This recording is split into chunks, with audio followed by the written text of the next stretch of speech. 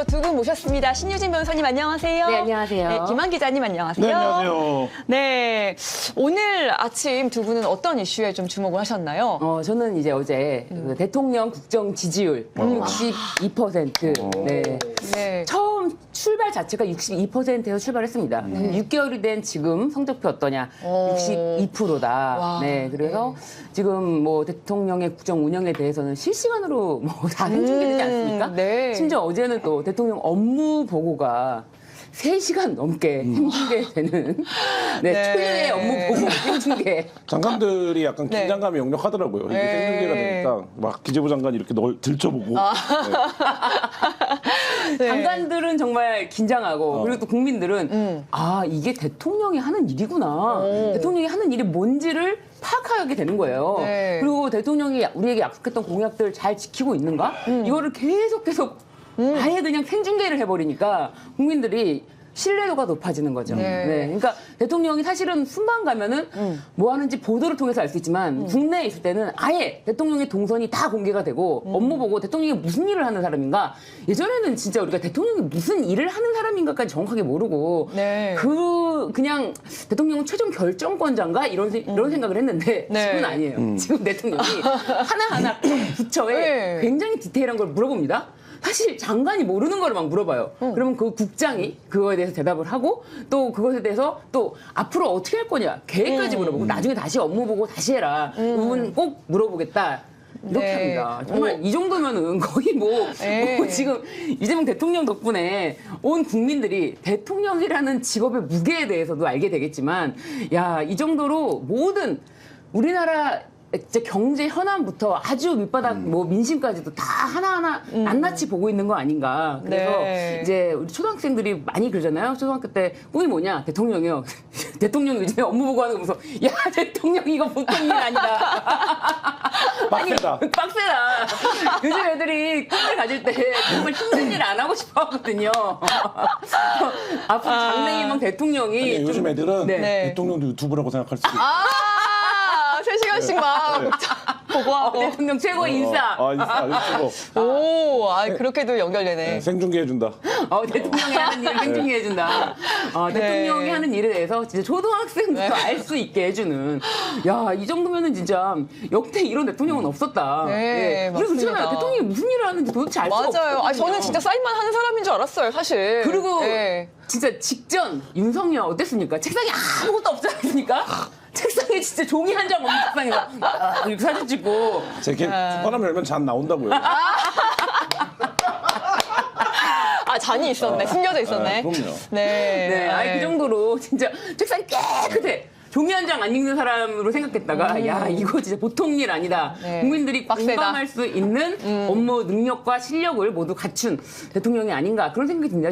네. 6개월 차 접어들었습니다. 그러니까 국정 운영 평가가 좋게 나올 수밖에 네. 없는 것 같고요. 네. 6개월 취임 때 지지율이 6개월까지 유지되는 거는 굉장히 좀 이례적인 일이긴 해요. 그러니까 예를 들면 다 등락이 있어요. 대부분 떨어지죠. 뭐 MB나 이런 경우 굉장히 이제 드라마틱하게 떨어졌었고 노무현 전 대통령도 엄청 떨어졌었죠. 그렇죠. 근데 네. 문재인 대통령 좀 예외적이었고 근데 네. 대부분 이제 떨어지는데 네. 취임 때 지지율이 6개월에도 거의 같다. 이거는 좀 굉장히 이례적인 상황이긴 하죠. 네. 어저께 또 그 무슨 팡 처벌 두렵지 않은 네. 안나보다 뭐 이렇게 말씀도 개인적으로 하셨었는데, 팡. 네. 그렇죠. 네, 팡 머시기. 그게 이제 현장의 기자들 입장에서는 이제 제목 나오게 얘기를 했다라고 표현을 하는데 또 이제 뭐 쿠팡은 무섭지가 않은가 봐 이렇게 얘기해도 제목이 나오는데 모시기팡이라고 얘기를 해버리면 그게 제목이 되는 거죠 그날에.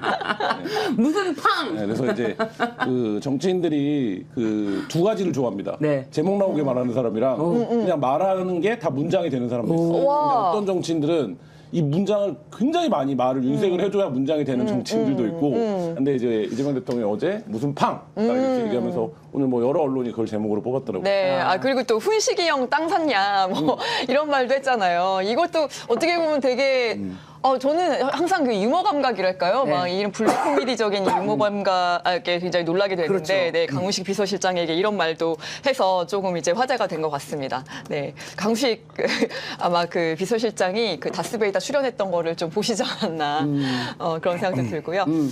자, 그리고 김한 기자님의 그 오늘 아침 네. 이슈. 저희가 네. 그 세운 4구역에서 서울시 최고위직과 그러니까 건축 직렬로 오를 수 있는 자리 중에 제일 높은 자리까지 올랐던 1급. 네, 네. 2020년까지 서울시에서 근무를 했고 2022년도에는 국민의힘 후보로 성동구청에 구청장에 출마하기로 했던 인사가 네. 그 한호가 세운 4구역을 집중 매입했던 그 무렵에 자문 계약을 맺고 네. 2년 여 동안 한 3억 6천 정도의 자문료를 받았다. 네. 근데 이제 저 자문 내용을 보면 한호가 추진 중인 프로젝트에 대한 정책과 이런 거에 대한 자문이에요. 네. 그리고 이제 신속하게 자문을 해준다. 뭐 이런 내용들이 자문료에 들어있는데 계약서에 보면 한호 본사에 사무실까지 마련해줬고, 네, 뭐 네. 이런 이제 과정을 밝혀냈는데 저분이 이제 성동구청장 출마했을 때 오세훈 시장이 굉장히 여러 번 지원 유세를 왔던 네.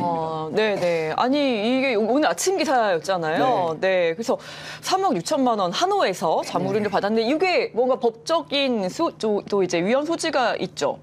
그러니까 공직자윤리법 위반이에요. 그러니까 기본적으로 위반이고 저희가 인사혁신처에도 확인을 했는데, 그러니까 직접 취업한 게 아니라, 그러니까 일단 기본적으로 고위직 공무원들은 자기가 관에서 취급했던 업무를 민간에 나와서 그대로 할 수가 없습니다. 그러니까 이거 자체가 위반이에요. 그러면 과태료 처분을 받고, 근데 이 업무의 추진, 특히 이제 세무랑 도시건축 측면에서 많은데, 자기가 했던 업무에 대한 그 말하자면 일종의 자문을 빙자한 로비 같은 역할을 하면 징역형입니다. 근데 네.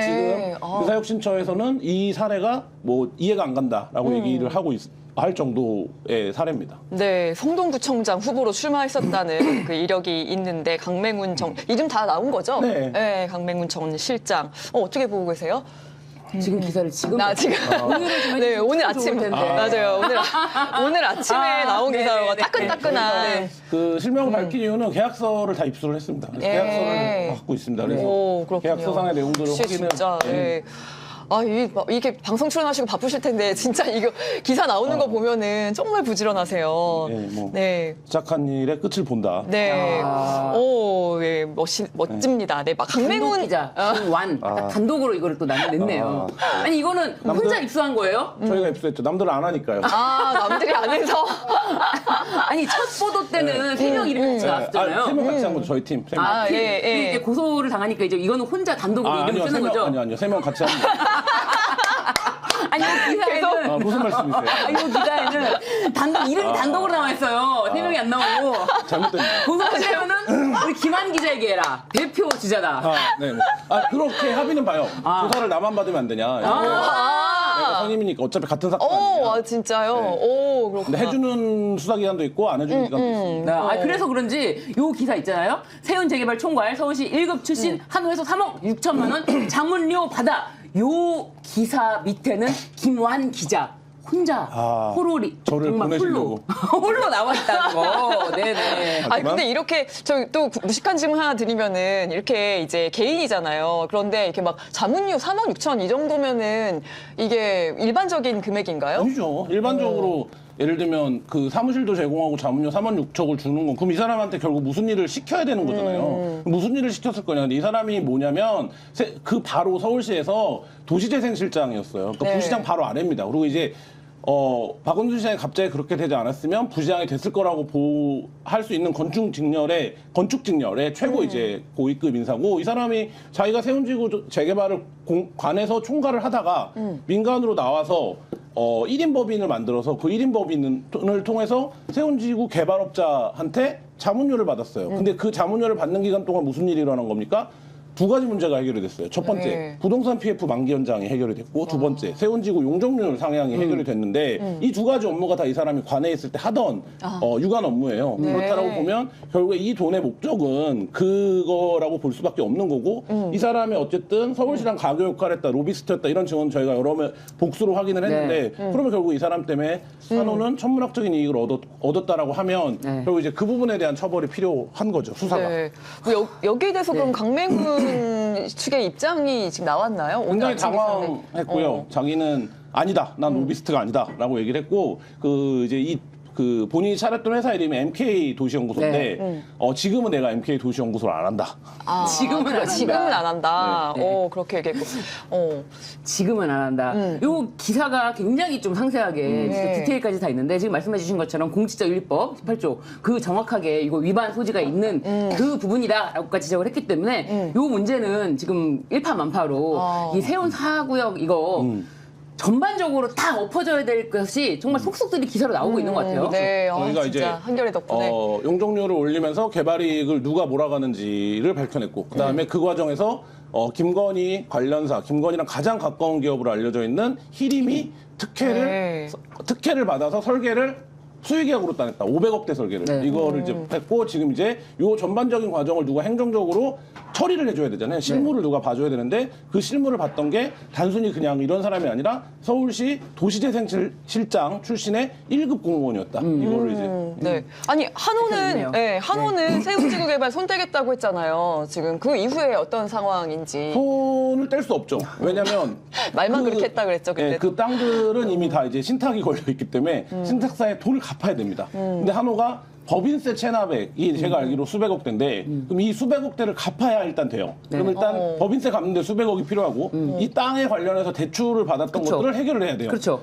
그거를 해결을 해야 이제 땅의 권리를 온전히 찾는데 그럼에도 불구하고 관리계획 처분 인가가 난 이후에 땅을 팔 수 있느냐 이건 또 검토해 봐야 돼요. 그러니까 왜냐하면 한 번 토지주 변경이 발생했기 때문에 재개발 과정에서 통상적으로 토지주 변경을 1회만 인정하거든요. 근데 이제 그러면 이거를 할 수 있느냐 이걸 또 검토해봐야 되고 또 한 가지 문제는 뭐냐면 SH한테 판다고 했는데 SH가 한호의 땅을 다 앞에 모든 전제 허들을 뛰어넘어 SH가 사기로 했다고 칩시다. 그럼 SH의 입장에서는 어떤 문제가 발생하냐면 사업비 계산을 다시 해야 됩니다. 그쵸. 예, 왜냐하면 이 땅을 또 수용해야 되기 때문에 그러면 어떻게 됩니까? SH 입장에서는 비용이 증가하게 돼요. 그럼 SH가 그걸 비용이 증가하면 서울시에 다시 관리계획 처분 변경계획 승인을 받아야 돼요. 그러니까 굉장히 복잡한 과정입니다. 아니 게다가 지금 각 곳곳에서 법 위반 사항에 의혹이 제기됐는데 네. 그럼 난 이제 그러면 이익도 받습니다. 그러면 나는 그 차익만 받고 빠질게. 그렇게 해서 엑시트 하게 되면 안 되죠.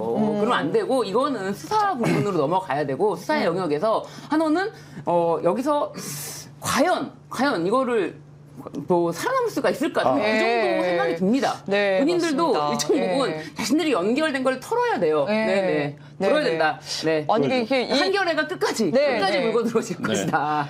근데 이렇게 한겨레가 쭉쭉 치고 나가는데 그럼 다른 언론사들에서는 그래도 좀 그 부스러기를 받아가지고 또 쓰거나 이런 사람들 없나요?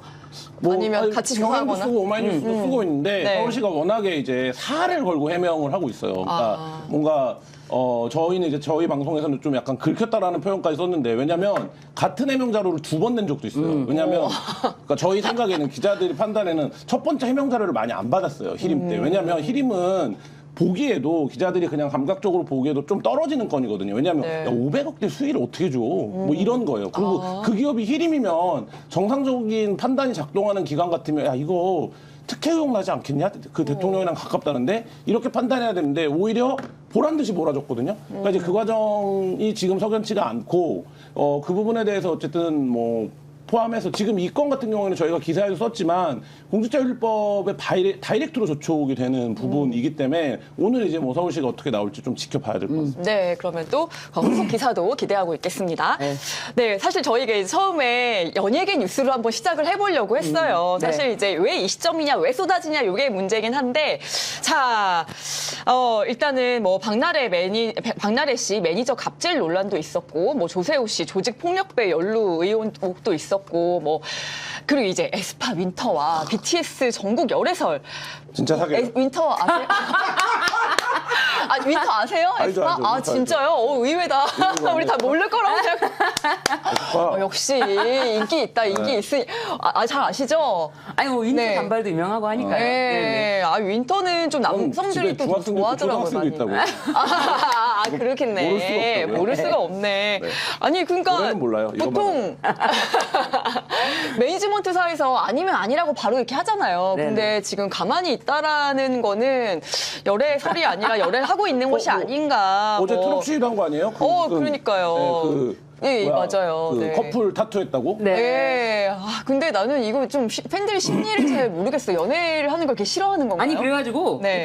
반대 지금 요거는 방탄소년단에서 연애하는 거를 반대한다라는 내용만 있는데 제가 또 네. 찾아보니까 네네네. 이거 오늘 이 기사를 다룬다고 해서 제가 네네. 한참 또 예계로 또 이게 기사를 다시 어떻게 해야 돼요?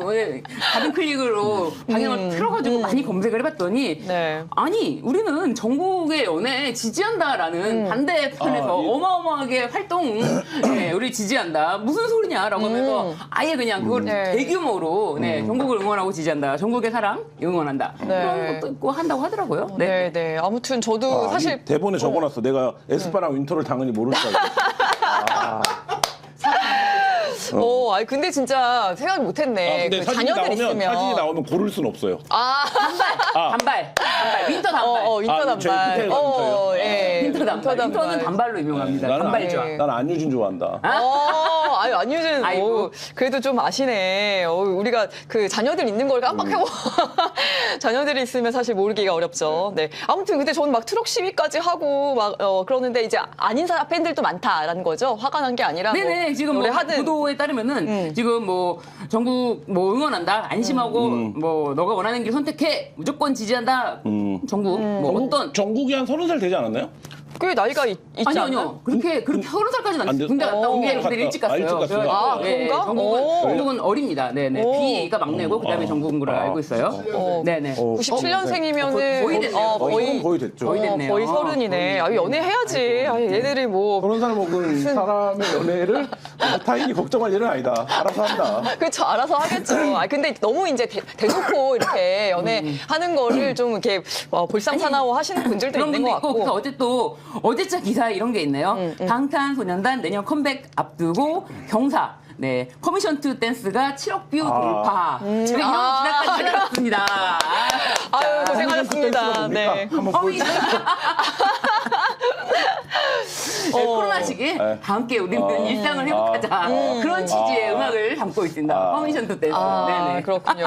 뭐 하여튼 이 열애설이 사실 이제 아마 뭐 MZ세대들 가장 또 이제 관심사긴 하겠지만 또 이제 뭐 수면제 대리 수령 의혹 사이시 이 얘기는 좀 예전에 났었는데 또 뭐 소속사랑 차량 압수수색까지 하고 있다. 뭐 이런 얘기도 있고요. 그래서 일단 이런 이슈를 저희가 이제 꺼낸 거는 뭔가 감추려는 것이 아니냐. 또 뭐 이렇게 누가 아니 그 주체가 궁금해. 네. 주체가. 근데 뭐 많이 했던 얘기인데 네. 지금 미디어 국면에서 특정 이슈를 가리기 위해서 누군가 기획을 하고 조작을 해서 이런 이슈를 터트린다는 사실 불가능해요. 왜냐하면 언론사가 통제가 안 되기 때문에 네. 그리고 이제 뭐 조진웅 씨 보도 관련해서 특히 이제 그런 얘기가 많은데 제가 이제 연예부 기자들한테 이제 들은 얘기는 꼭 이 주제가 그렇다는 건 아닙니다. 네. 어떤 게 이제 시작이 되는 거냐면 조진웅 씨 기사가 나면 늘 어떤 사람이 와서 야 너 이러고 다니는 거 누가 보면 좋아하겠다 이런 댓글을 달아요. 네. 근데 예를 들면 그 기사를 조진웅이 관련된 기사에 아무 댓글도 없는 기사들도 있잖아요. 네, 네. 근데 그런데도 달아요. 네. 그러면 이제 그런 거를 복수로 확인을 하면 한번 연락을 해보는 거예요. 네. 그러니까 왜 그러는 거냐. 그러면 이제 그런 사람들은 어쨌든 원한 감정이 있어서 쫓아다니면서 댓글을 다는 거잖아요. 네. 그렇기 때문에 이제 뭐 자기가 알고 있는 내용들을 얘기를 하는 거죠. 그러니까 말하자면 그런 식의 이제 우리가 이거 국정원에서 준 거 아니야?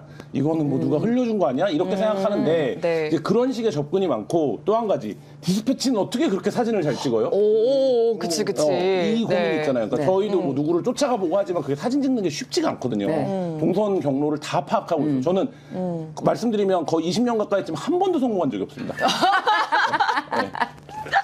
네. 굉장히 어려워요. 네. 그 사진을 찍는다는 게 뭐 연예부 기자들의 별도의 노하우가 있겠지만 네. 전 그 영역은 모르지만 네. 그 사진은 아마 구매하는 사진도 있을 거고 뭐 굉장히 경로가 다양할 겁니다. 그걸 다 밝히지 않을 뿐이지. 네. 뭐 그런 거고 그래서 이제 디스패치가 유독 그거에 강하다. 그러면 타사와는 다른 디스패치에 뭔가 노하우가 있겠죠. 있긴 있겠죠. 네. 근데 어쨌든 뭐 구매라든지 요새 워낙 다양한 데서 사진이 찍히기 때문에 뭐 그런 것들을 사람들이 그리고 이거 디스패치에 줘야지 효과가 큰 거 아니야? 이런 인식이 있잖아요. 이제. 그쵸. 네, 그러니까 아마 그 경로가 집중되는 경향이 있을 거다. 근데 모르겠습니다. 뭐 제가 몰라서 과문해갖고 뭐 국정원이나 이런 데서 전국이 어지러우니까 조진웅을 한번 해보면 어때요? 이렇게 문서를 뭐 이렇게 하는 흔히들 얘기하는 그런 건 거의 불가능하다. 그러니까 이제 뭐 그냥 갑자기 이 시점에서 터져야만 되는 뉴스들도 있지만 어떤 거는 막 너무 오랫동안 이렇게 가만히 갖고만 있다가 그리고 저희 회사 터트리는 저희 느낌이 회사 있어서 후배가 저희 회사 뉴스레터에도 썼던데 강남서 출입했던 경찰 기자들 사이에서는 2010년대 중반쯤에 이 조진웅 씨 사건에 대한 인지가 있었어요. 네. 예를 들면 10대 그 고등학생들이 네. 이 했던 거에 지금 어떤 유명 연예인이 연루되어 있다라는 네. 인지가 있었다 그래요. 그래서 그걸 뉴스렌터에 썼더라고요. 근데 저도 예전에 그 얘기를 들어본 적이 있어요. 그러니까 이제 경찰 출입하는 기자들이 그런 얘기들 어떤 경로를 통해서든지 이제 듣는 경우들이 있습니다. 근데 이 건도 말하자면 이제 그런 좀 잠복기가 굉장히 길었던 건인 것 같아요. 네, 네. 말씀하시죠. 근데 저는 이거는 이번 올해 이렇게 연예인 기사 나오는 거랑 작년에 작년이 아니죠, 이제. 이선균 씨, 네. 뭐 GD 관련돼서 대대적으로 그 유아인 배우 관련해서 보도했던 거랑은 좀 양상이 다르다. 네. 이거는 확실히 구별이 된다. 이게 그때랑 같이 엮이면 안 된다라고 네. 생각이 들어요. 그때는 뭔가 마약 관련해서 누군가 재물이 필요했던 것이고 그거를 진짜 연일 경찰과 이거는 확실히 공권력이 들어간 거잖아요. 경찰이 계속 걔를 불러대면서 죄송합니다. 연예인들을 불러대면서 이거를 포토라인에 세우고 사실 포토라인에 그렇게 안 세워도 되는 부분이에요. 그쵸. 그런데 그거를 굳이 그렇게 세우면서 우리는 이럴 수밖에 없다라는 입장까지 냈단 말이에요.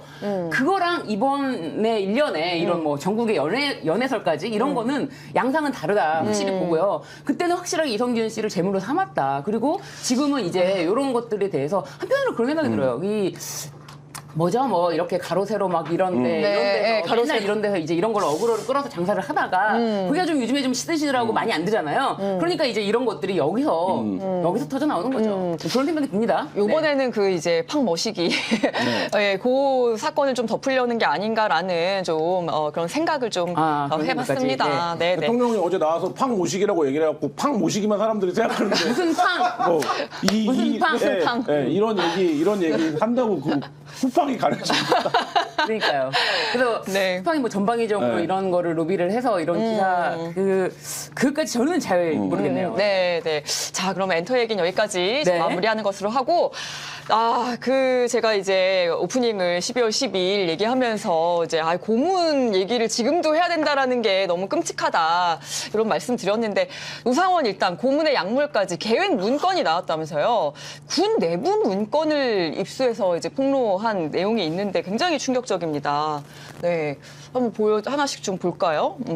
이 박선원 의원이 입수한 협상과 설득을 통한 주요 정보 입수 방법 보면은 아랍 국가에서 실제로 고문당했던 유형, CIA 테러 용의자 고문 실태 보고서, 눈을 가리고 나체 상태로 장시간 방치하기, 체온 저하, 수건으로 얼굴을 덮고 물 붓기, 벌레, 개 등을 이용하여 공포심 유발하기, 독방의 감금, 외부 소식 차단, 가족에 대한 위해, 협박하기, 평생 불구자로 만들거나 종신형을 선고할 것이라고 위협하기. 그래서 구체적으로 어떻게 뭐 자백을 받아낼 것이냐에 대해서 이제 이런 약물들 사용하겠다 이런 거잖아요. 벤조디아제핀, 펜토탈 나트륨, 프로포폴, 케타민, 전신 마취제, 향정신성 약물. 뭐 이런 이야기가 나왔어요. 너무 끔찍한데, 네. 이거 지금 21세기, 그것도 2024년에 이런 얘기가 나올 수 있는 건가요?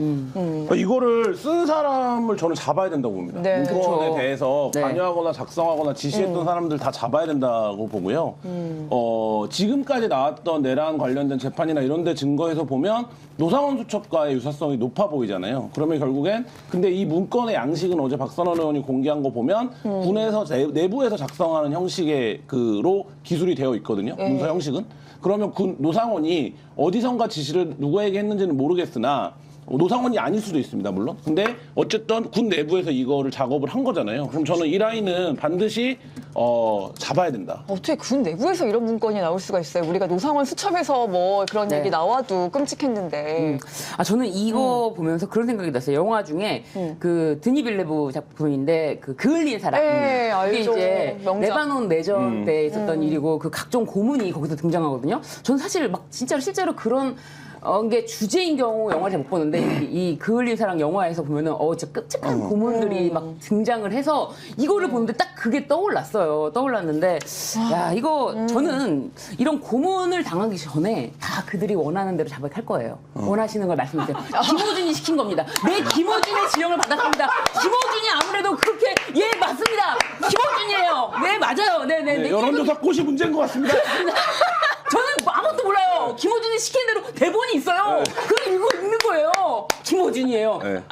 이동형은 어떻고요? 이동형은 어떻고요? 제가 2018년도부터 이동형이랑 만났습니다. 그때 작가님이 있는데요. 그 작가님 모닝엔터 하시는 작가님이고요. 아, 이동형이랑 그 작가님이랑 다 저를 다 조종한 거예요. 저 아무것도 몰라요. 네. 그렇게 하면 되겠네? 김한 기자님 어떻게 빠져나가실 거예요? 잘못했다고 하죠 뭐. 잘못했다. 그냥 내가 다 한 거다? 네, 아니 저도 김원준 시켰다고 안 한다고 했는데 자꾸 하라고 그랬다. 안 한다고 진짜 하기 했는데. 싫은데. 네, 하기 싫은데 나 양정철도 안다. 정확히. 네.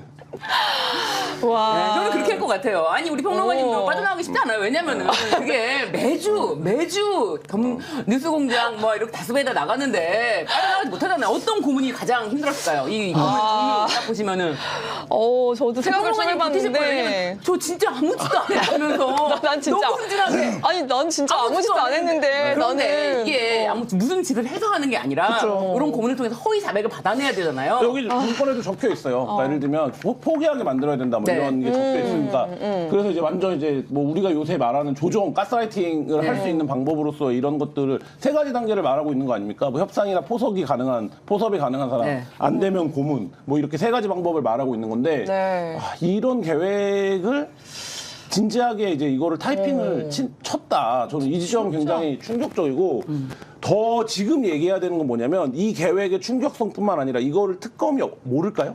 특검이 이거를 특검에 말하자면 데이터베이스에 이 문건이 없었을까요? 근데 왜 예. 이제서야 특검이 이제 종료가 얼마 안 남았는데 왜 이제서야 이게 국회의원에 입수한 자료를 통해서 나오냐 이 부분도 이제 굉장히 놀라. 그러면 만약에 특검이 이 자료를 안 갖고 있다면 그동안 군에 대한 수사를 어떻게 해온 거냐 이거를 물어야 되는 시점인 거예요. 그러니까 네. 뭐 노상원의 롯데리아 CCTV도 최근에서야 보도가 됐어요. 구체적인 뭐 이렇게 뭐 CCTV. 장면을 씌우는 것 같은 거를 하는지. 그러면 특검은 여태 뭘 했냐 과연 내란 특검은. 그리고 생각해 보면 내란 특검에서 지금 국무위원들 영장도 계속 꺾이고 막 이런 과정들이 있었지만 대통령실 어제 그냥 박앤세일 하듯이 기소해 버렸고. 그 다음에 군 관련해서 우리가 12월 3일 이후에 한 일주일 사이에 봤던 인물들 외에 누가 수사를 받은 건지, 누가 뭐 기소가 된 건지, 누가 구속이 된 건지 이런 거 하나도 지금 안 나오고 있거든요. 근데 이제 그런 어쨌든 약간 뭐 공백 이 과정 속에 이 문건이 위치하는 거고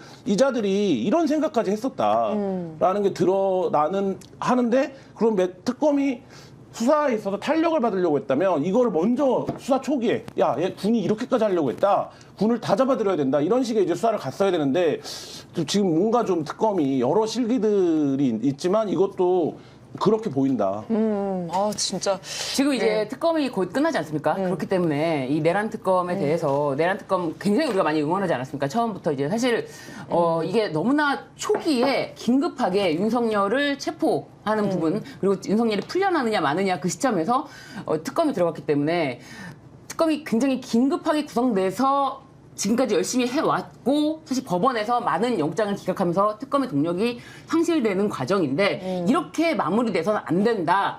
우리가 아직 밝히지 않은 게 많이 있다라는 그런 차원에서 박선원 의원이 이런 문건을 지금 이 시점에서 공개한 것 같습니다. 네. 그래서 종합특검에 대한 정말 많은 여러 같은 지지, 여론 이런 게 필요하고요. 그래서 이런 문건뿐만 아니라 실제로 제가 아까 말씀드렸던 그 계엄 문건, 계엄 관련해서 국민들의 그 어떻게 생각을 하시냐 네. 여론조사가 계엄 사과 안 했더니 민주당 지지율 오르고 국힘 지지율 빠졌다 이렇게 헤드라인으로 네. 실제로 장동혁 대표 계엄 사과 없지 않습니까? 아유, 사과는 그러니까 없으니까 지금 아까 말씀드린 그 여론조사에서 국민의힘은 2%인가 빠졌어요. 그리고 민주당 지지율은 오르고 이런 게 지금 계엄, 내란 이런 거 완전히 청산해야 된다. 이런 여론이 뒷받침하고 있기 때문에 종합특검으로 가서 이런 거 발본 세곤할 때까지 우리는 내란은 끝난 게 아니다. 네. 이렇게 봐야 될 것 같습니다. 네, 맞습니다. 네. 네. 아니, 지금 고문 얘기하다가 마지막으로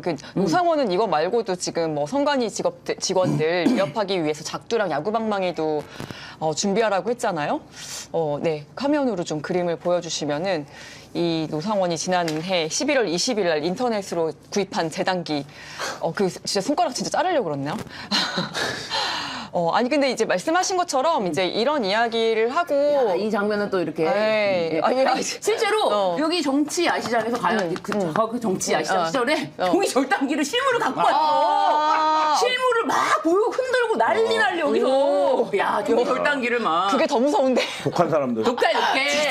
그래서 그때 막 박용식 그 얼굴에 대고서 막 이렇게 이랬단 말이야. 진짜 아유 그래서 여기 다시 발걸음 안 한다는 말이 있어. 싫어. 네. 자, 뭐 하여튼 그래서 아니 노상원이 근데 나와서 마지막으로 국민들이 기억하는 노상원의 모습 뭡니까? 귀찮아갖고 대답 안 할랍니다. 뭐 이런 거예요. 근데 이런 짓을 했는데, 그러니까 저는 뭐 이 방송에서 말씀드렸지만 굉장히 지금 이 수사와 재판이 무르고 더디다. 어떻게 이런 행위를 한 사람이 나와서 재판장에 나와서 그런 얘기하고, 그 다음에 자기 통화기로 증거인데 공개하겠다고 하니까 자기만 듣겠다라고 해서 그걸 또 받아주잖아요. 그러니까 이런 식의 지금 전개를 어떻게 봐야 되는가.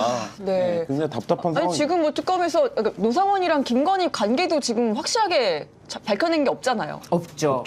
그 부분이 이제 핵심이죠. 사실 많은 국민들이 궁금해하는 부분이 그 지점이에요. 노상원이라는 정말 성범죄로 퇴학한 군인, 정말 어디서 뭐 전보고 있는 군인, 그런 군인을 찾아내서 끌어올려서 이런 잔혹한 계획의 한 가운데 설 수 있었던 노상원이란 자, 과연 누가 픽업했을까? 과연 누가 참 마음에 든다 했을까? 그 너무나 정해져 있잖아요. 네. 뭐 아무나 이 사람을 픽업해서 정말 부의를 위해서 돕는다. 노상원 직접 이거는 이야기한 거예요. 녹취록에 나온 건데 노상원이 부의를 위해 돕고 있다. 자기가 이제 점유나 가지고 편하게 살려고 했더니 제가 지금 국가에서 부름이 있어가지고 안 되겠다. 내가 아니면 안 되겠다. 근데 노상원이 윤석열, 김건희를 파괴하러 온 구원자라고 제가 그때 말씀하셨는데, 그러니까 그때도 얘기한 것처럼 예를 들면 4월달 최소 2월달부터 계엄 얘기를 군인들한테 했는데 여인형의 주장에 따르면 뭡니까? 5월달, 6월달에 자기 무릎 꿇고 반대했었다는 거잖아요. 뭐 여인형의 주장입니다만. 그렇죠. 그리고 7월달에 합참 차장이 작전 차장이 그 얘기를 듣고 신원식한테 얘기를 하지 않습니까? 이번에 하와이 갔다 왔는데 윤석열이 아직도 계엄 얘기하던데요. 신원식이 뭐라 그랬다는 겁니까? 야, 아직도 그런 얘기하고 다니냐? 너는 자리를 지키고 있어. 내가 가서 얘기할게. 얘기했어요. 그러니까 여기 뭐라 그랬습니까? 어떻게 했습니까? 김용현으로 바꿔버렸어요. 자, 그러면 무슨 얘기입니까? 그때까지만 하더라도 최소한 사령관급 이상의 사람들이 대통령이 술 먹고 떠드니까 들어는 주는데 이게 계엄이 되는 건가? 이렇게 생각을 하는데 노상원은 어떻습니까? 화끈하게 하시자. 방망이 사고, 케이블타이 사고, 네. 하면 다 받아줬고, 그리고 계획 짜오고 했을 거 아닙니까? 그러면 이거를 늘 김용현을 통해서 보고 있을까요? 저는 아닐 거라고 생각해요. 그렇죠. 그러니까 윤석열은 그런 스타일이 아니에요. 맞아요. 그러면 어떻게 되는 겁니까? 만났을 거라고요. 근데 지금 거듭 특검 수사 얘기를 하는데 대통령 관저에 대해서 그러면 출입기록 특검이 아마 확보했을 겁니다. 근데 노상원이 언제 출입했는지, 어디서 안 가는 출입했었는지 이런 부분 나와야 되는데 그런 부분 하나도 지금 공개가 물론 뭐 비공개 재판 과정에서 얘가 됐는지는 모르겠습니다만 뭐 그런 부분들이 지금 전혀 안 나오고 있는 상태고 그러고 또 한 가지 안가나 관저에서 술을 마신다고 칩시다. 그렇게 폭음을 막 했어요 매주. 그러면 김건희는 그 시간에 뭐 하고 있었습니까? 김건희는 그 시간에 방에서 무슨 드라마 봤습니까? 아닐 거라는 거예요. 그러면 결국엔 김건희도 이 계획에 대한 공유를 관저에서 했으면 들을 수밖에 없는 건데 김건희가 안 나오고 있다. 또 한 가지. 이거는 뭐 대통령실에 근무했던 분들도 증언하는 건데 대통령이 관저나 안가에서 누군가를 만나서 술을 먹어요. 그러면 무슨 얘기를 했는지 대통령실 실장이 파악을 합니까? 안 합니까? 내일 아니니까 안 해요? 말도 안 되는 얘기를 해요. 그러면 최소한 방첩사령관, 정보사령관 이런 사람들 데리고 술을 먹는데 대통령실 실장이 야 하나 가서 무슨 얘기하는지 듣고 보고서를 올려 이렇게 얘기를 한다는 거예요. 왜냐하면 여기서 굉장히 중요한 국방 관련된 현안을 얘기할 수도 있는 거고 있는 거잖아요. 그렇죠. 자 그런데 지금 그러면 대통령실은 최소한 정진석 비서실장이야 대통령실의 어떤 주요 포스트들은 이 계엄을 언제 알았을 것이냐. 이 부분에 대해서도 지금 특검이 전혀 확인한 게 없죠. 네. 알려진 것도 없고. 그러니까 이 부분이 다 총체적으로 문제예요. 아유 그렇군요. 네. 우리 오늘 저녁에는 또 다스베이다가 공개되는데 다스베이다 여기 여러분들이 다스베이다 김호준 얘기가 나니까 네. 네. 다스베이다 프리뷰 살짝 해주면 노상원 수첩에 대해서 네. 이제 심도 깊은 이야기를 합니다. 노상원 수첩에는 어떤 뭐 이제 명단이 있지만 그 명단이 다 이렇게 있는 게 아니라 순차적으로 A급, B급, 와, C급, D급까지 있습니다. 네. 그래서 과연 과연 윤성훈 평론가님 몇 급이실지. 아, 저는 여기서 밝히지만은 D급이라고 저는 오늘 확신을 공개됩니다. 하는데. 아, 그러면은 어떤 고문이 가장 못견딜 것 같아요? 그러니까 어떤 고문을 하면 허위 자백이라도 하겠다. 어떤 고문? 지금까지 나왔잖아요. 어떤 고문? 허위 자백이라도 해버리겠다. 아, 저는 좀 의외로 벌레 진짜 무서워하거든요. 약간 포비아 있어가지고 네, 벌레면 벌레. 바로 김어준이라고 저는.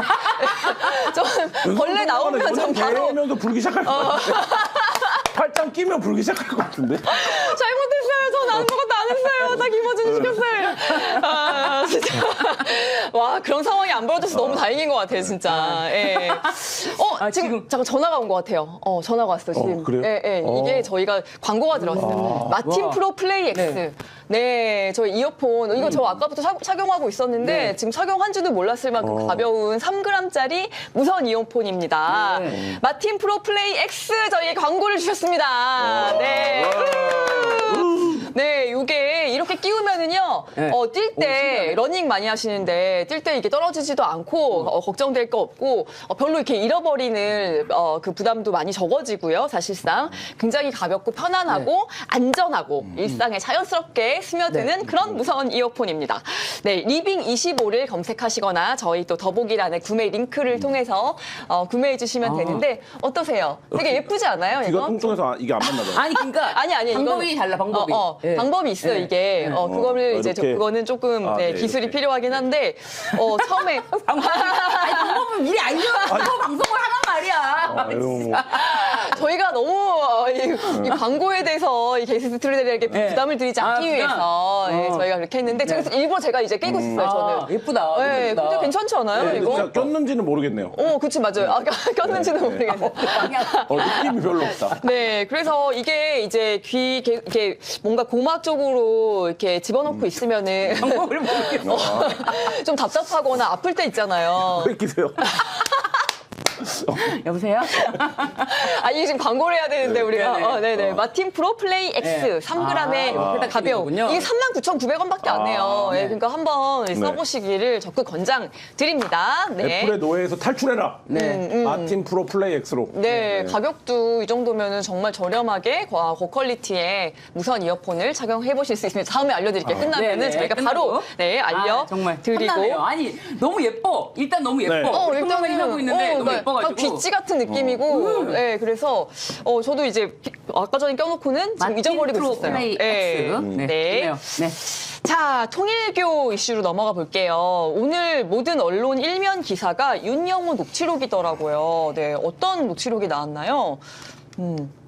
윤영호 녹취록이 지금 뭐 여러 버전들이 네. 나오고 있는데 윤영호가 통일교 관계자랑 했던 전화가 이제 지금 오늘 제일 화제인 것 같은데 이제 그게 이제 통일교에서 하는 무슨 평화 서밋 거기에 이제 누군가를 섭외하면서 본인이 이제 뭐 예를 들면 뭐 클린턴 뭐 누굽니까 그 대통령 오바마, 뭐 일론 머스크. 네. 포함되긴 하다. 뭐 힐러리는 거의 뭐 메이드 됐다. 메이드 되는 것 같아요. 뭐 이런 얘기를 하면서 막 스테판 커리 얘기도 나오고. 네. 근데 이제 실제 그 행사의 스케일이 그 정도는 돼요. 그러니까 네. 돈을 엄청 쓰는 행사입니다. 근데 그런 얘기를 하면서 이제 오늘 관심을 제일 끌고 있는 건 어프로치하고 명단을 저한테 주시면 A 의원, 민주당 A 의원한테 넘기겠다라고 얘기를 해요. 이 A 의원도 이제 뭐 일부 언론에서는 실명 보도가 됐는데 네, 네. 이제 이게 이제 그 통일교 전 부회장이 이 얘기를 하는 거죠. 그러니까 여기서 어프로치하고 있는 명단은 윤영호가 접촉하고 있는 명단을 나한테 줘라. 그러면 내가 A 의원한테 넘겨주겠다. 이게 뭐냐면 A 의원을 통해서 당시에 이재명 대표와 뭐 스테판 커리 이런 사람의 어떤 통화를 그러니까 뭐 화상 대담 이런 걸 주선하려고 했나 봐요. 예. 그래서 이쪽 미국 쪽에서 누구를 어프로치를 하고 있으면 그 명단을 나한테 줘라. 그러면 내가 그거를 이재명 쪽 창구인 누구에게 넘겨줄게. 뭐 이런 취지로 지금 얘기를 하고 있는 거예요. 근데 저 의원은 무슨 소리냐, 나는 무슨 얘기인지도 모르겠다. 이렇게 지금 반발을 하고 있는 상태의 상황이고, 네. 그다음에 이제 2022년 2월 28일 통화를 보면 저런 얘기를 합니다. 사실은 이재명 쪽에서도 다이렉트로 어머님 뵈려고 전화가 왔다. 네. 어머님이 한학자예요? 네, 어머님이 네. 하나 참 어머님 홀리마더. 네. 홀리 맞아요. 네. 그런데 그러니까 이 씨는 근데 뭐라고 하냐면 그러니까 이재명과 윤석열 양쪽 얘기를 다 막 하는 거예요. 그러다가 김건희랑 윤석열이 반말 쓰는 사이란다. 만남 자체부터 상당히 영적인 것이 있어서 둘이 있으면 아예 당신 말이 너무 많아. 막 이렇게 이제 김건희가 말을 막 한다. 이런 얘기를 이제 저 이 부회장이 한다는 건데 저 이 부회장도 거기를 갔었나? 그 어디야? 집이 어딥니까? 서초동 아크로비스타. 아, 네. 근데 이제 그래서 여기서는 이제 다 양쪽을 연결하고 싶어 했다는 그런 취지가 지금 2022년 2월 28일 날 이렇게 나오잖아요. 어쨌든 양쪽이랑 연결을 다 하고 싶어 했는데 결국 22년 2월 13일 행사에서 이제 어머니께서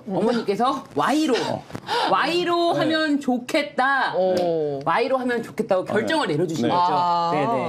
그러니까 한 3, 4주 전에. 밑에 실무단은 네, 네, 네. L도 하고 Y도 해야 되나? 네. 이거를 이렇게 해야 되나? 다 이거를 해보고 있는데 이제 어머니가 Y로 해라 이래서 이제 정리가 됐다 이런 취지인데 지금 네. 이제 이게 뭐 얘기를 할 시간이 있을지 모르겠지만 전재두 장관 이름 나오고 뭐 이렇게 하면서 수사 국면이 지금 바뀌면서 여기에 이재명이 나오냐 안 나오냐. 예를 들면 뭐 정동영 관계가 뭐냐. 뭐 이런 네네. 것들로 지금 넘어가고 있는데 어제 엊그저께 그래서 이재명 대통령이 굉장히 이제 심각하게 바라보고 있다라고 하는데 이 수사의 지금 판이 오늘자 언론들만 봐도 느끼시겠지만 판이 좀 바뀌고 있는 상황인데 이게 이제 말하자면 등가로 비교할 수가 없는 문제인데 이게 좀 판이 바뀌고 있다. 이거 굉장히 보수 언론들이 오케이 이 지점에서 파고들면 되겠다. 예. 그래서 이제 좀 하는 것들이 느껴지는 오늘 그 아침 맞아요. 기분이었습니다. 그러니까 근데 이 지금 대화 간에 요 대화까지만 보면은 이게 어느 정도 이 부회장 이 씨라는 사람이 과연 연결이 되어 있나 이 씨가 그럼 내부 사정을 얼마나 아느냐에 대한 게 좀 궁금한데 이 씨가 김건희와 윤석열이 반말 쓰는 사이. 나이 차이가 상당하죠? 네. 나이 차이가 뭐 12살인가 날 텐데 나이 차이가 상당한데 반말 쓰는 사이라고 아주 굉장히 사적인 거잖아요. 그리고 만남 자체부터 영적인 게 있어서 외부에서는 안 하지만 둘이 있으면은 김건희가 윤석열에게 당신 말이 너무 많아. 이거를 알고 있다는 거예요. 이거는 사실은 그쵸. 윤석열이 말이 많다 이런 부분은 예전에는 알려지지 않았단 말이에요. 이게 2022년도예요. 그때는 윤석열이 말이 많다 이거를 알려지지 않았는데 이때부터 알고 있다라는 점, 이 지점 말이 너무 많아라고 김건희가 면박을 준다라는 거잖아요. 진짜 말이 많아 말이 왜 이렇게 말이 많아 하면서 면박을 준다라는 것까지 알고 있다라면은 요거는 그 당시에 김건희와 상당한 친분 관계가 있지 않을까 유추해 볼 수가 있어요. 맞습니다. 네. 맞습니다. 결국 아까 이제 기자님이 잘 지적해 주셨듯이 결국 하고 싶은 말은 민주당 너네도 똑같아. 뭐 이런 식으로 지금 접근하려고 하는 거잖아요. 이렇게 이제 약간 언론의 뭐 양비론 같은 뭐 이런 태도. 지금 그 뜨개조아님이 재래식 언론 발악하네. 이렇게 지금 댓글 달아주셨는데. 그런데 재래식 언론에서 또다시 후속 보도를 했어요. 이거를 그냥 덮을 수 없고 너무 궁금하니까 네. 이제 윤영호 측에다가 마지막 그 최후 진술에서 뭘 폭로한다더니 뭐 어떻게 됐냐. 그 왜 안 했냐라고 하니까는 이제 윤영호가 네. 애초에 직접 건넸다는 것이 아니라 건네는 거를 네. 봤다는 의미로 진술한 것이다라고 이제 말을 했어요. 그래서 제가 과거에 이게 어떻게 보도가 됐냐, 요렇게 이제 뭐 최후 진술에서 말할 것이다라는 그 말 전에, 그러니까. 윤영호의 그 정확한 제가 진술서, 그러니까 이걸 진술서를 작성해서 낸 거란 말이에요. 근데 진술서에 전달했다가 아니라 그렇게 표현이 돼 있더라고요. 전달됐다. 자기가 했으면은 제가 이렇게 전달했고요. 제가 이렇게 전달했고 제가 4천만 원에다가 제가 이렇게 전달했습니다라고 했는데 전달되었습니다라고 그 표현이 있길래 야, 이 표현이 절묘하다. 그건 나중에 이렇게 말을 해도 내가 전달했다는 게 아니고 봤다는 거다라고 말을 해도 말을 바꾼 게 아니거든요. 그거는 그래서 이게 요거까지 디테일을 생각해서 그 당시에 전달됐다라고 표현을 한 건지 저는 그게 상당히 이제 의문이고, 지금 이 정도 전달됐다. 봤다는 것이다. 그러니까 전달이 되었다는 걸 봤다는 것이다. 이런 식으로 발언을 한다면은 윤영호 측에서는 자기는 더 이상 내놓을 증거는 없다. 이런 식으로 나올 수가 있어요. 그렇게 빠져나가겠다. 저는 지금 특검의 실패라고 봅니다. 특검이 실패했어요. 왜냐하면 뭐에 실패했냐면 윤영호 진술에 의존해서 수사를 전개해온 시간이 너무 길다 보니까 윤영호한테 사실 결과적으로 보면 놀아나는 꼴이 됐어요. 왜냐하면 네. 윤영호 진술을 확보를 해서 윤영호 진술을 통해서 권성동 한학자까지 수사를 간 건 좋았는데 그러면 지금 특검이 또 다른 거가 뭐가 있냐, 이 부분이에요. 그러니까 어느 정도 수사가 딥해졌냐. 근데 여전히 윤영호 진술이에요. 그러니까 윤영호 입장에서 뭡니까? 본인 진술이 굉장히 중요하다라는 거를 이 수사 마지막까지 자기에 대한 어떤 그 결심 공판까지 오는 과정에서 너무 많았고, 그래서 한 3, 4일 정도 윤영호가 어떤 플레이를 했는데 특검이 거기에 속수무책이라는 거가 드러난 거예요. 그래서 그게 드러난 게 뭡니까? 윤용호에 대한 예비 구형을 한 거예요. 그럼 윤용호 입장에서 뭡니까? 야, 나 이렇게 나를 보호 안 해주는 거야? 나 보호 안 해주면 내가 딴 얘기 해볼게. 내 어차피 지금 내 진술밖에 없는 거 아니야? 라고 할게. 그렇게 해서 사니까 특검이 징역 4년을 구형했는데 뭐 변호사님 계시지만 이게 선고에서 낮아지고 하면 사실상 집행유예가 나올 수도 있는 정도의 범위를 줬단 말이죠. 그러고 나서도 예비구형을 또 해줬어요. 무죄, 그러니까 플리바게닝 수사 협조를 했다라는 이유로. 저는 근데 그 과정에서 윤영호가 본인이 원하는 형량을 얻어내기 위해서 최대치의 플레이를 한번 보여줬고 이 최대치의 플레이를 보여줄 수 있었던 이유는 뭐냐? 아, 특검이 내 진술 말고는 뭐가 없어. 근데 내가 만약에 다른 진술을 한번 해볼까? 이렇게 된 거예요. 근데 처음부터 통일교가 여야 정치권 막론하지 않고 다 선을 댔을 거라는 얘기는 그냥 일반론적으로 알고 있었던 얘기였던 거예요. 근데 여기서 이름이 나오면 폭발력이 달라지죠. 그리고 그 이름이 나온 시점이 언제입니까? 이 특검 수사가 거의 종료되어 가는 시점이에요. 그러면 여기서 새 챕터를 써야 된다는 얘기가 나올 수밖에 없는 시점이 되는 거거든요. 그러니까 저는 이 타이밍에서 윤영호가 이렇게 했던 건 1차적으로 자기 보고 있겠죠. 자기를 양형, 뭐 최후 진술에서도 그 얘기를 한 거 아닙니까? 애셋을 키우고 있고 뭐 어쩌고저쩌고. 자기 보호 측면이 있는데 이게 결과적으로 특검에는 어떤 영향으로 돌아오는 거냐면 그러니까 통일교라고 하는 기관과 조직에 대한 수사가 이제 끊어질 위기가 됐죠. 왜냐하면 윤영호가 무죄를 받으면 어떡할 겁니까? 근데 왜 그 구형을 해줍니까? 뭐 그 부분이 있고 그다음에 지금 결정적으로 윤영호가 한 것들의 진술이 민주당에서 지금 어떻게 공격하고 있는 겁니까? 이 진술이 허위다 이렇게 얘기할 수밖에 없는 거잖아요. 그러면 어떻게 되는 겁니까? 윤영호의 진술에 의존해왔던 특검 수사의 정당성이 상당 부분은 흔들리겠죠. 그러니까 왜 특검이 이 상황을 마지막에 이 상황을 이렇게 만드냐. 이게 굉장히 좀 지금 미스터리한 상황인데 그런 얘기들 하시는 분들도 있더라고요. 통일교가 워낙에 센 로펌들을 동원을 해서 서초동에서 돈잔치를 벌여서 특검이 뭔가에 이렇게 뭐 바보인 척 당해주고 있는 거 아니냐. 오히려 한학자 구속도 했었고 하니까 뭐 그런 분석도 있고 또 하나는 이게 사이즈가 예를 들면 수사를 전공으로 들어가면 대선 자금을 건드려야 돼요. 근데 이 대선 자금은 한 번도 지금 대한민국 검찰이 만들어진 일 한 번도 건드려 본 적이 없는 수사입니다. 근데 진짜로 이 대선 자금 수사를 우리가 시간도 없는데 해야 되는 거야? 그러면 이제 그것까지 가지 말자. 이런 식의 이제 그리고 어차피 지금 윤석열도 입고했고 김건희도 입고했고 한학자도 들어가 있고 하니까 이 정도면 뭐 대충 그 간판 내리기에는 괜찮은 정도 모양새는 연출한 거 아니야? 네. 라는 정도 흐름에서 그냥 끊자. 뭐 이런 것들이 복합적으로 작용한 게 아니냐 이런 분석들이 나오고 있습니다. 네. 근데 이제 어쨌든 이 어떤 사건에서도 진술만 가지고는 더 이상 뭐 사건을 진행할 수가 없지 않습니까? 네. 관련된 정황 증거라든지 정말 물품 이런 게 나와야 돼요. 그래서 뭐 압수수색을 할 수 있는 뭐 거리도 나와야 되는데 이미 2018년도를 이제 지목을 해서 그때 당시에 전재수 의원을 네. 접촉을 했다라고 하는데 그 접촉을 했다라고 하면서 그 보도가 처음에 나왔을 때만 해도 저도 이제 그 당시에 뭐 백스코 행사에서 전재수 의원이 와서 축사를 하고 뭐 와인을 마셨다 뭐 이런 되게 이제 구체적인 게 네. 나와서 전재수 의원은 그 당시 이제 어쨌든 미국에 있었고 뭐 반박 기사도 없고 해서 잘 이해가 안 갔는데 그때 이제 지목했던 그 백스코 행사장 그 날에는 전재수 의원은 어쨌든 뭐 다른 데 행사가 있었고 거기에 네. 있었다라는 게 이제 또 지금 보고 계신. 교차로 네. 또 보도가 되면서 그 지목했던 그 날에는 아니다. 그러면은 뭐 다른 날에도 뭐 혹시 접촉이 있었나라고 했는데 그 접촉한 목적이 또 해저 터널 네. 관련해서 로비를 하려고 했다라고 하는데 네. 전재수 이게 참 근데 아이러니한 게 네. 이게 이제 뭐 어제 보도에서도 KBS 보도에서도 전재수 의원이 그 당시에 방송을 되게 활발하게 하면서 본인은 이제 해저 터널 반대한다. 뭐 해저 했는데. 터널 반대한다라고 네. 이제 그런 발언을 계속 여기저기서 하면서 네. 이제 돌아다니고 그리고 전재수 의원은 그 당시 초선이었어요.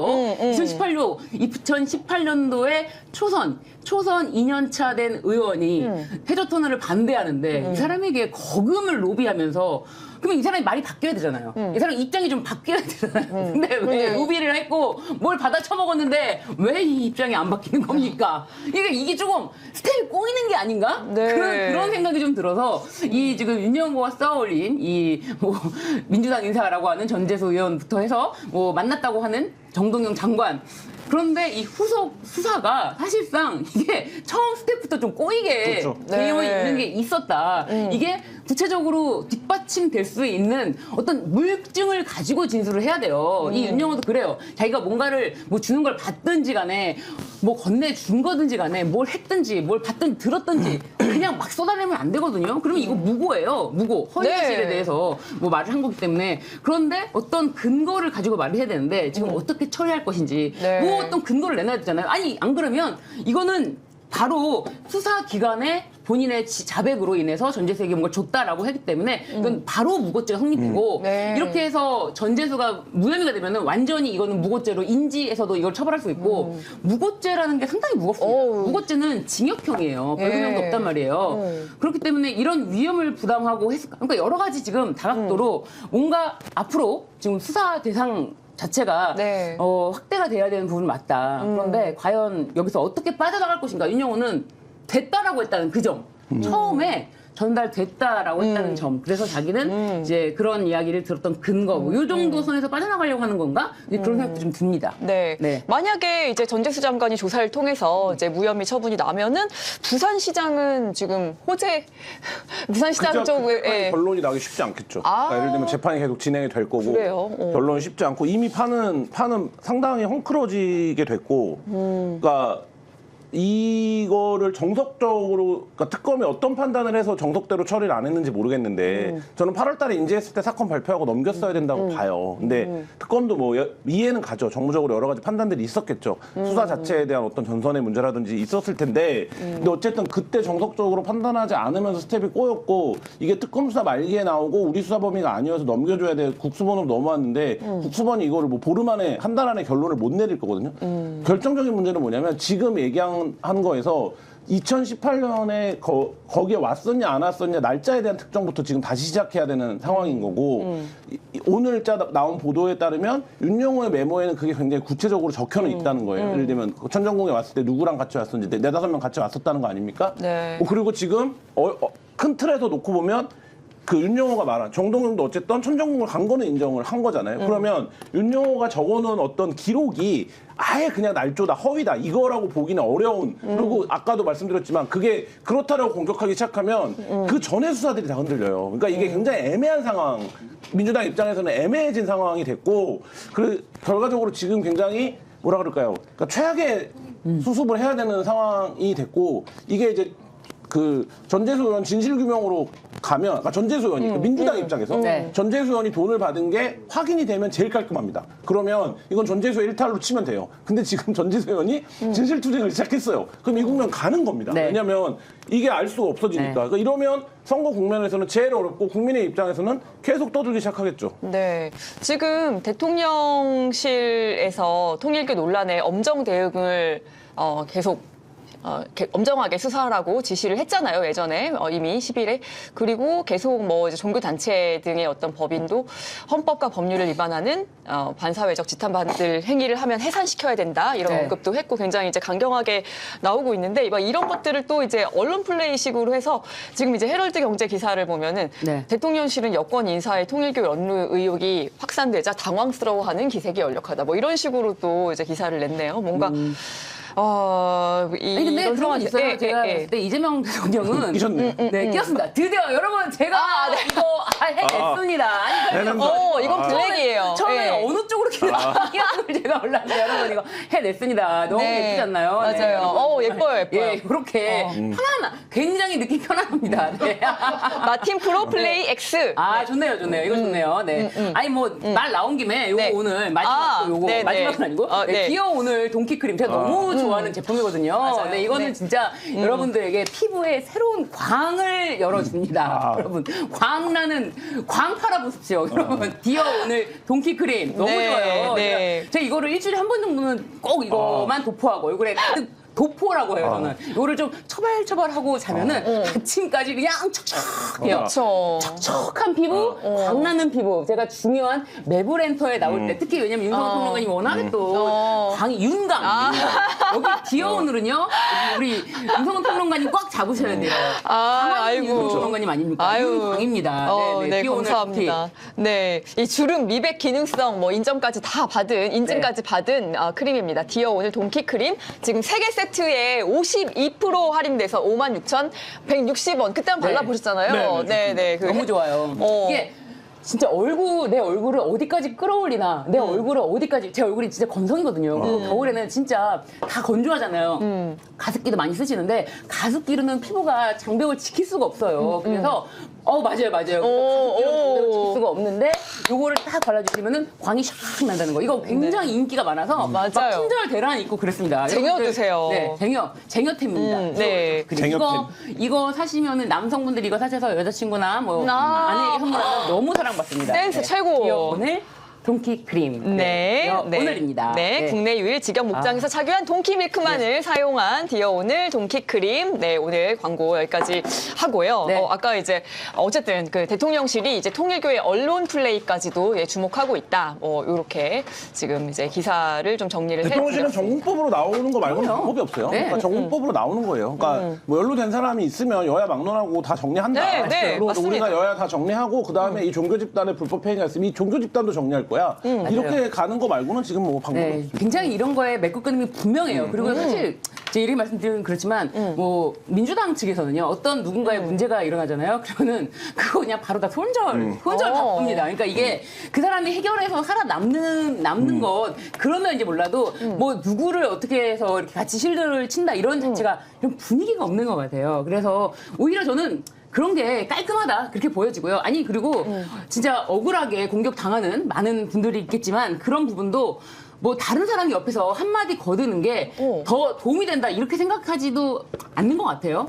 네, 아니 똑같이 그 통일교도 약간 그 윤영호 믿고 씨랑 기다리겠습니다. 지금 약간 손절한 것 같더라고요. 그러니까 자기가 알아서 예. 통일교는 진작에 했죠. 통일교는 윤영호의 개인적인 일탈이라고 진작에 했고 네. 그래서 윤영호가 억울하다면서 네, 최후 진술을 아주 장황하게 하면서 자신의 개인적인 일탈이나 횡령이 아니다. 이제 이런 부분을 강조하면서 네. 그래서 제가 봤을 때는요. 이게 자기가 했던 것들 얘기하고 다른 사람이 했던 것들에 관해서 얘기한 게 아닐까. 왜냐면 이거 전달책에 나만 있는 줄 알아? 통일교에서 이런 작업하는 게 나만 있는 줄 알아? 이게 내 개인적인 게 아니야. 통일교가 조직적으로 한 거고 내가 이런 사람들 접촉해서 전달했고 다른 사람들이 전달한 것도 있어. 그래서 오늘 저 난 녹취가 그거 나온 알아. 거예요. 네. 부회장과 했다는 녹취가 나온 네. 맥락이 아마 그걸 거예요. 그러니까 나만 창구가 아니다. 그렇죠. 이 얘기를 오늘 하고 기자들한테 풀을 한 거죠. 네. 그러니까 이게 뭐 어쨌든 이건 개인적인 사건이 아니고 통일교가 조직적으로 이거는 정계에 로비를 했던 사건이고 이런 거 나 이렇게 개인 일탈로 몰고 가면 이런 식으로 계속 나오는 거야. 어떻게 보면 윤영호가 통일교에게 경고를 하는 거예요. 통일교는 지금 어떻게 보면 윤영호를 그렇게 빠르게 손절했던 것에 대해서 얘가 어디까지 불려나. 좀 그런 불안할 문제도 수도 있죠. 있나요? 그렇죠. 얘가 어디까지 우리 조직을 팔아먹으려나. 이제 그런 면에서 야 지금 뭐 종교 집단 해산까지 나왔는데 윤영호 지금 야 얘가 지금 우리를 완전히 통으로 다 넘기는 거 아니야? 이런 생각까지 할 수 있는 상황이다. 네네. 저는 통일교 이번에 뭐 그 녹취록 나온 것도 봤지만 이렇게까지 내가 뭐 일론 머스크 뭐 이런 얘기 할 정도인 줄은 몰랐는데 아니, 그 그 평화 정도 서밋에 와서 강의하는 사람들 보면 진짜 쟁쟁해요. 그래서 미국이나 이런 데서는 어쨌든 그 강연료 뭐 5억에서 10억 사이 주고 데려오는 거잖아요. 그러니까 결국 돈으로 해결 보는 네. 거기 때문에 네. 우리는 이제 그게 통일교 하면 약간 어떤 종교적인 이미지나 이런 약간 이런 아웃사이더 같은 이미지가 강한데 미국에는 결국 돈으로 하는 건데 맞아요. 돈 주는 부르는 거죠. 그 언론에 좀 미치는 영향력도 상당한가요? 그 세계일보. 세계일보가 있잖아요. 그리고 또 기업도 많이 가지고 그래서 있으니까. 이런 통일교 행사에 보통은 어떻게 접근을 하냐면 정치인들한테 세계일보 정치부의 그 역할을 하는 담당들이 있어요. 그래서 그 서밋 같은 거 열리면 이렇게 이제 초청을 하는, 그러니까 통일교가 초청을 하면 뭔가 국회의원들이 꺼리잖아요. 네. 근데 세계일보 초청으로 이제 가는 건 다른 거니까 그 방식으로 이제 소위 말하는 대관 업무 같은 것들을 진행을 하죠. 네, 네, 그렇군요. 아니 그러면 우리 윤성 평론가님은 네네네. 얼마를 주면 통일교에 가서 네네. 영화 얘기 한번 재미나게 풀어보시겠습니까? 영화 얘기. 아니 그냥 영화 얘기만 하는 건가요? 영화 얘기만 하는 거예요. 네, 영화 얘기만 하는 거죠. 돈 더 주면 다른 얘기도 하려고 하는데 지금. 어머니 참 어머니께 절할 건가요? 야, 인상 그래요. 드려야죠. 영화 얘기하러 왔는데. 아니 근데 진짜 그러면은 이제 앞으로 내가 무슨 일 아무 일도 못한다라는 그 전제하에 엄청난 거액을 받지 않으면 못할 것 같아요. 예, 아유. 통일교에 가서 아니, 영화 얘기만 하는 건데. 영화 얘기만 하는 건데 이거 진짜 속한다. 영화 얘기만 해주시면 돼요. 그렇죠. 이렇게 하면 참 어머니께 인사 한번 드리고. 인사 드려야죠. 결혼해야죠. 네, 인사 드려야죠. 결혼해야 돼. 인사 방법이야 그게. 그 통일교식의 인사 방법이기 때문에 야. 영화 얘기만 하러 왔고 인사는 네. 드리는 그런 정도. 재밌네요. 혹할 수 있다. 혹시 가십니까? 돈 주면? 통일교회 참 어머니요? 궁금해서 만나긴 할 것 같아요. 아, 그래요? 네, 궁금하니까. 궁금해요. 너무 만나고 싶어요. 그래가지고 네네. 진짜 맥콜 옛날에 맥콜 만들었어요. 맥콜 있었어. 맥콜. 그걸 떠나가지고 제가 웃겨드리면 참 어머니가 웃으면 그때 참 어머니를 웃겨라 대회에 나가서 제가 한번 웃겨드리겠습니다. 1등 할 것 같아, 1등. 예. 네. 자, 마지막 질문입니다. 당장은 뭐 약간 뭐 전재수 장관 얘기도 나오고 하니까 좀 여권에 불리한 것처럼 보이지만, 이게 향후 보수정당을 겨냥한 폭로가 더 나올 수도 있지 않을까요? 어떻게. 보수정당에 대한 폭로가 아니라 이 통일교 수사 만약에 특검을 간다라고 하면 통일교가 그러면 그때 됐던 대선 자금 전반에 대한 수사를 확대한다라는 보장을 받으면 협상을 통해서 그거를 가야 돼요. 그러니까 지금은 피할 수는 없는 국면인 것 같고 그러면 저는 국민의힘이 특검 제안을 못 할 거라고 봅니다. 왜냐하면 그리고 그 특검 그 제안을 할 수 있다. 하면 누가 유불리를 하는지를 그 당시에 출마했던 사람들은 알 거잖아요. 네. 그래서 저는 지금 이렇게 해서 통일교 문제가 되고 여야 전반에 정치적 로비를 했다. 민주당 너희도 관련 있지 않냐라고 하는 주장에 아까도 말씀드렸듯이 전공법으로 맞아요. 대응하는 거 말고 방법이 네. 없다고 봅니다. 네, 네. 변호사님도 같은 의견이시고요. 네. 뭐 그게 뭐 해법이잖아. 그것만 답이다. 그것만. 다른 답이 있을 수가 없잖아요. 네. 네, 알겠습니다. 네. 오늘 신유진 변호사님, 김한 기자님 함께 해주셔서 감사합니다. 정말 이거 너무 좋네요. 네. 마틴 프로 플레이 X. 마틴 프로 플레이 X. 여러분 많은 사랑, 관심 부탁드릴게요. 네, 감사합니다. 감사합니다.